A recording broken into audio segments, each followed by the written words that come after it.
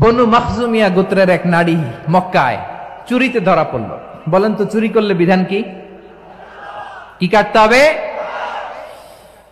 চুরির বিধান হলো হাত কেটে দাও, তাও সেটা গোপনে নয়, প্রকাশ্যে জনসম্মুখে হাত কেটে দাও।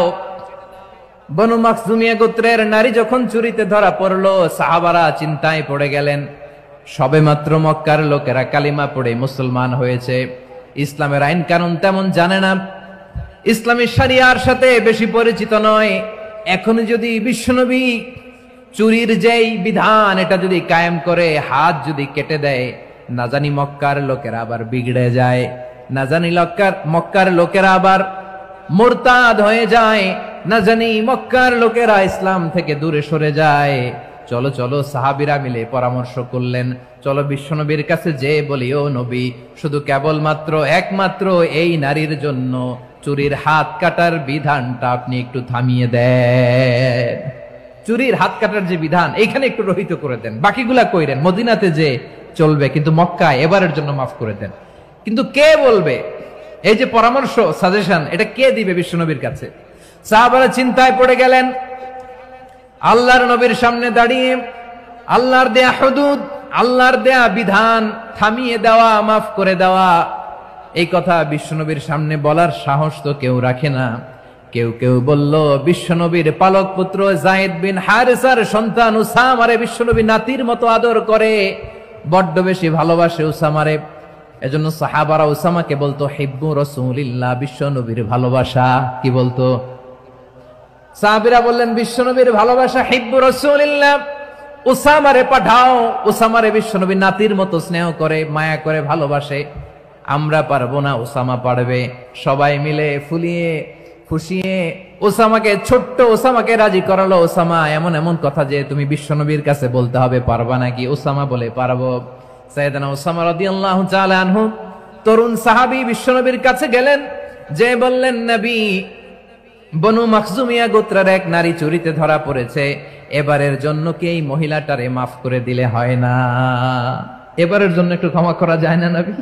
বিশ্বনবী বলেন, আতাশফাউ ফি হাদ্দিম মিন হুদুদিল্লাহ, তোমার এত বড় সাহস উসামা, তুমি আল্লাহর হাত, আল্লাহর দেয়া বিধান, এটার ব্যাপারে সুপারিশ করতে এসেছো?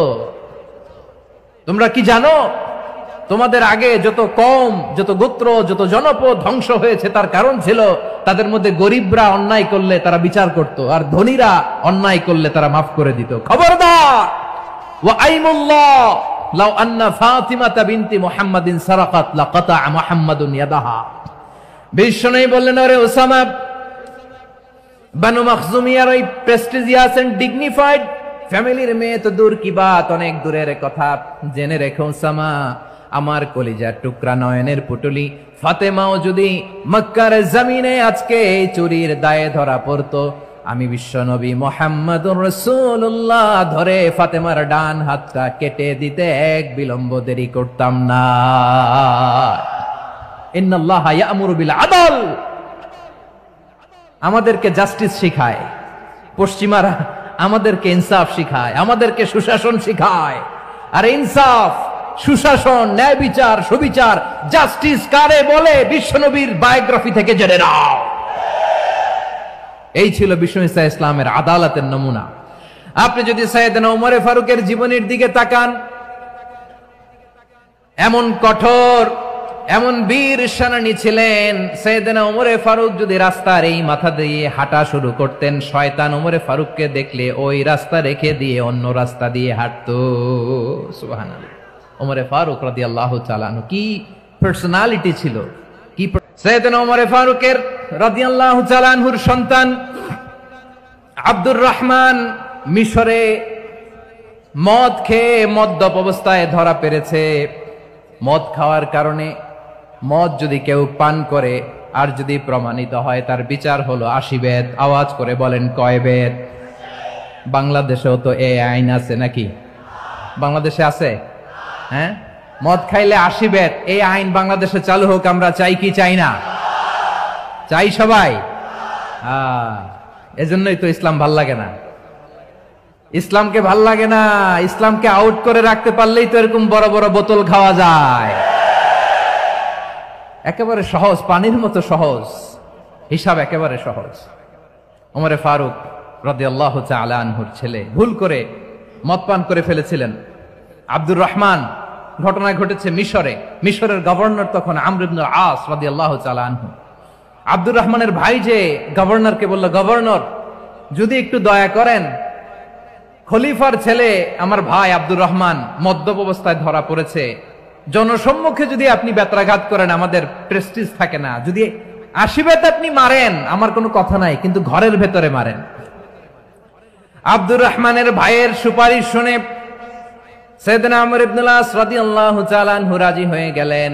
ঘরের ভেতরে লোকচক্ষুর আড়ালে আশীর্বাদ তিনি মানলেন। কিন্তু ঘটনাক্রমে এই কথা লুকিয়ে লুকিয়ে ঘরের ভেতরে আশীর্বাদ মারার কথা সাইয়েদনা ওমর ফারুক মদিনা থেকে জানতে পারলেন। মদিনা থেকে তিনি ফরমান জারি করলেন, এই বিচার যেমনটি আমর ইবনুল আস আদায় করেছে এটা প্রকৃতপক্ষে আদায় হয় নাই।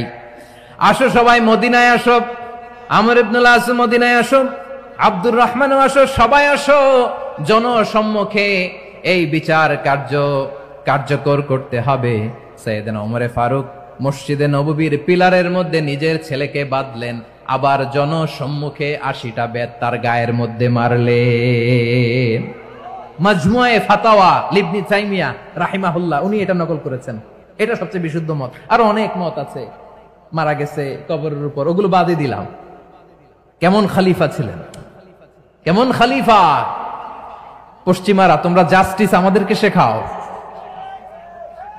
ইনসাফ কারে বলে সুশাসন আমাদেরকে তোমরা শিখাও। ওমর ফারুক রাদিয়াল্লাহু তাআলা আনহু ওই বিচারকে তিনি ধর্তব্য মনে করেন নাই। মদিনাতে এনে আবার জনসম্মুখে আবার আশীর্বাদ মেরেছেন। মিশরে ওমর ফারুক রাদিয়াল্লাহু তাআলা আনহু আমর ইবনুল আসকে গভর্নর করে পাঠালেন। সেখানে আমর ইবনুল আসের ছেলে একটা প্রতিযোগিতায় রানার আপ হয়েছে। এক মিশরি সেখানে চ্যাম্পিয়ন হয়েছে। রানার আপ বুঝতে পেরেছেন তো? রানার আপ সেকেন্ড হয়েছে, এক মিশরি হয়েছে চ্যাম্পিয়ন প্রথম। কিন্তু গভর্নরের ছেলে ও জিততে পারে নাই, ও রাগে ওই মিশরির গায়ের মধ্যে কয়েকটা লাঠি দিয়ে বাড়ি মেরেছে।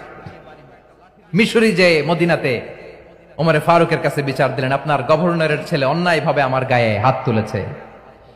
সাইয়েদনা ওমর ফারুক আবার ফরমান জারি করলেন, আসো মদিনাতে আসো। মিশরীকে ডাকলেন। ওই মিশরের গভর্নর আমর ইবনুল আস রাদিয়াল্লাহু তাআলা আনহুকে ডাকলেন, তার ছেলেকেও ডাকলেন। সবাই বসে রইল।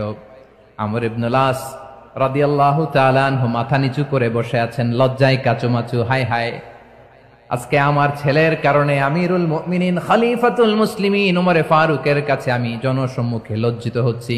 সাইয়েদনা ওমর ফারুক বললেন, এই নাও লাঠি, গভর্নরের ছেলে তোমার মাথার মধ্যে যতগুলো বাড়ি মেরেছে আজকে জনসম্মুখে তুমি অতগুলা বাড়ি মারো। মিশরি বলে, থাক, আপনি যে ডেকে আনছেন সবার সামনে এটা বলছেন, এতেই আমি খুশি। আল্লাহু আকবার! আপনার মহানুভবতা দেখে আমি খুশি, আর অপমানের দরকার নাই। ওমর ফারুক বলে, না, খবরদার, এই কথা মিশরি তুমি বলো না, মারো, যতগুলা বাড়ি মেরেছে মারো।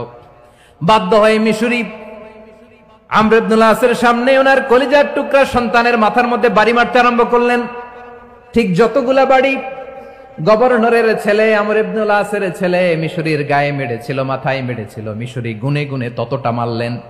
এই দৃশ্য দেখে ওমর ফারুক রেগে মেগে আগুন, রাগের চোটে রাগ সামলাতে না পেরে, আর নিজেকে সামলাতে না পেরে মিশরিরে বললেন, ছেলেরে মারা শেষ হয়ে গেলে এবার বাবার টাক মাথার মধ্যে কয়েকটা বাড়ি মার। রাগের চোটে, আউট অফ অ্যাঙ্গার, রাগের চোটে, যে আমার পাঠানো গভর্নর আমর ইবনুল আস তার ছেলেকে কেন আদব তারবিয়া কেন শিক্ষা দিতে পারে না। ছেলেরে মারা হইলে এবার আমর ইবনুল আসের মাথার মধ্যে দুইটা মারো। এটা রাগে বলেছেন, এটা শাস্তি হিসেবে না। সুবহানাল্লাহ পড়ে। তোমরা আমাদেরকে সুশাসন শিখাও, আমাদেরকে সুশাসন শিখাও।